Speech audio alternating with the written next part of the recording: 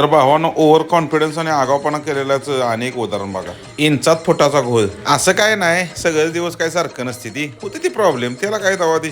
शेवटी आपण आहे म्हणल्यावर लढतरी मागं असते तेच. पण आमच्या फील्डमध्ये एवढा रिस्पेक्ट तुम्ही द्यायला लागलायसा की प्रमाणाच्या बाहेर. रातोरात पुण्यात आलो, सकाळी उठून मस्तपैकी दत्तवाडी सिग्नलला अण्णापाशी नाश्ता केला. आणि भावानं तुमच्या आशीर्वादाने एक विषय घडलाय की भावाचं पहिलं पेमेंट आलं युट्यूबचं.